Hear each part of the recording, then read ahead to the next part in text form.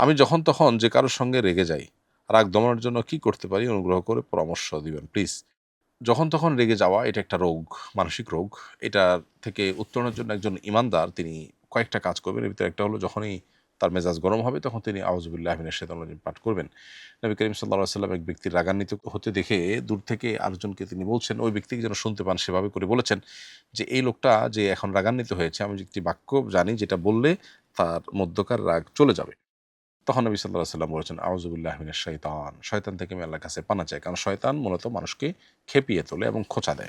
এর বাইরে রাগ উঠলে নীরব হয়ে যাওয়া উচিত। আব্দুল্লাহ ইবনে আব্বাস রাদিয়াল্লাহু তাআলা বর্ণিত হাদিসে বর্ণিত হয়েছে নবী সাল্লাল্লাহু আলাইহি ওয়াসাল্লাম ইরশাদ করেছেন, "ইযা গাদিবা আহাদুকুম ফালিয়াসকুত।" তোমাদের কারো রাগ হলে সে যেন চুপ হয়ে যায়। মুসনাদ আহমদে হাদিসটি বর্ণিত হয়েছে। এজন্য যদি রাগ হওয়ার সাথে, সাথে রাগ জাহির না করে কিছুটা নীরবতা অবলম্বন করা হয়, যত বেশি নীরবতা অবলম্বন করা হবে তত বেশি রাগ মাত্রায় থাকবে, নিয়ন্ত্রণে থাকবে। নিয়ন্ত্রণহীন রাগ হবে না। তাহলে দ্বিতীয় করণীয় হলো চুপ থাকা যথাসম্ভব। যখন রাগ হয়েছে তখন কথা না বলে, যখন স্বাভাবিকভাবে পরিস্থিতি মাথা ঠান্ডা হবে তখন কথা বলা। তাহলে সেক্ষেত্রে খুবই ব্যালেন্সড এবং খুবই ভারসাম্যপূর্ণ জবাব আপনার থেকে যাবে এবং যেটা আপনার লজ্জা পাওয়ার কোনো কারণ হবে না। এর পাশাপাশি দাঁড়িয়ে থাকলে বসে পড়া, বসে থাকলে শুয়ে পড়া এটাও রাগ নিয়ন্ত্রণের একটা উপায় হাদিসে নির্দেশনা করা হয়েছে। বিধায় কেউ দাঁড়ানো থাকলে আমরা বসে পড়বো আর বসা থাকলে কেউ আমরা শুয়ে পড়বো। যখন দিনই কোনো আয়োজন কিংবা অন্য কোনো ক্ষেত্রে যখন রাগান্বিত হয় কেউ, অবস্থার পরিবর্তন করলে তার রাগ কমে যায়। এজন্য দাঁড়ানো থাকলে মেজাজ গরম হয়েছে তখন বসে যাবেন। বসে আছেন মেজাজ গরম হয়েছে শুয়ে যাবেন। এক জায়গায় আছেন মেজাজ গরম হয়েছে সেখান থেকে উঠে অন্যদিকে চলে যান। একটু দেরি করে সময় নিয়ে আসেন, দেখবেন আপনার রাগ নিয়ন্ত্রণে চলে আসছে। আর তৎক্ষণাৎ যদি আপনি রাগ প্রয়োগ করেন তাহলে সেক্ষেত্রে আপনার মুখ দিয়ে এমন কিছু বের হয়ে যেতে পারে যেটা আপনার নিজের লজ্জার কারণ হবে। আমি ওয়েল্ডিং এর কাজ করি। প্যান্ট গিরার নিচে ঝুলিয়ে না পড়লে অনেক সময় জুতার ভেতরে আগুন ঢুকে মোজা পুড়ে যায়। এক্ষেত্রে টাকনুর নিচে প্যান্ট পরা যাবে কিনা? অহংকারবশত টাকনুর নিচে প্যান্ট পরা এটা সর্বসম্মতিক্রমে হারাম।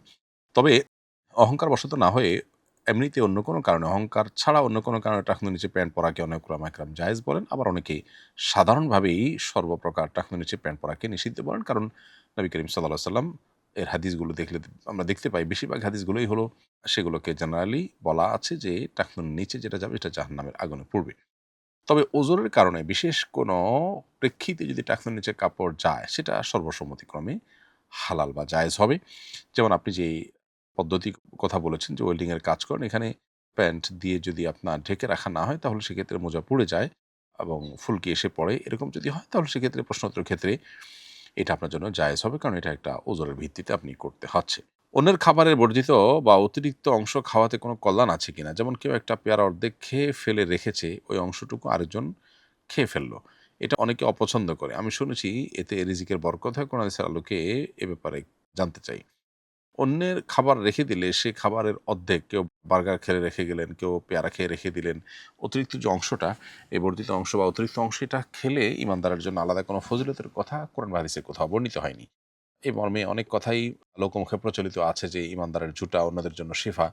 তো এগুলো কোনোটাই আসলে বিশুদ্ধ হাদিসে প্রমাণিত হয়নি। তবে অপচয় যেন না হয়, অপব্যয় যেন না হয় সেদিকটা আমাদের সবসময় খেয়াল রাখা উচিত। সেই জায়গা থেকে আপনার ফেলে দেওয়ার চাইতে আপনি ব্যবহার করলেন, সে নিয়তে আপনি খেলেন, সেটা সওয়াবের বিষয় হতে পারে। যে কেউ খেয়ে রেখেছেন, যেন নষ্ট না হয় আপনি এটা খেয়ে ফেললেন বা ওইটাকে সুন্দর করে এমনভাবে আরো জনের জন্য রেডি করে দিলেন যেন আরেকজন খেতে পারে। তাহলে সেটা সওয়াবের কাজ এবং সেটা করা প্রশংসনীয়। কিন্তু আরেকজন খেলে যে বিশেষ কোনো উপকার হবে এরকমটি কোরআন বা হাদিসে বর্ণিত হয়নি। আমার মা নিয়মিত কোরআন পড়েন। মাঝে মধ্যে কোরআন মজিদ খোলা রেখে অন্য কাজে চলে যান। কোরআন মজিদ খোলা থাকলে কি গুনাহ হবে? কোরআনে মাজিদ যদি খোলা থাকে তাহলে সেক্ষেত্রে সেটা অবশ্যই কোরআনের প্রতি যে আদব বা শিষ্টাচার আছে তার পরিপন্থী। এজন্য কোরআন মাজিদ যেন খোলা না থাকে সেদিকটাতে আমাদের খেয়াল রাখা দরকার। তবে কোরআনে মাজিদ খোলা রেখে চলে গেলে যে কোনো গুনাহ হবে, বড় কোনো অপরাধ হবে ব্যাপারটি সেরকম না। গরুর কলিজা ধোয়ার পরও রক্তের মতো লাল পানি বের হয়। রক্ত খাওয়া হারাম, তাহলে কি কলিজা খাওয়া যাবে? কলিজা শুধু নয়, গোশতের ক্ষেত্রে এমন হয় যে গোশত ধোয়ার পর বারবার ধোয়ার পরেও কিন্তু লালচে পানি থাকে। উত্তর হলো যে লালচে পানিটা তো রক্ত মেশা পানি, তো রক্ত তো নাপাক, তাহলে এই পানি সহ এই গোশত রান্না করলে সেটা খাওয়া কিভাবে হালাল হবে? উত্তর হলো যে প্রবাহমান রক্ত মূলত হারাম এবং নাপাক। তো প্রবাহমান রক্ত যেটি সেটি হলো শিরা উপশিরা প্রবাহিত হয় সেটা প্রবাহমান।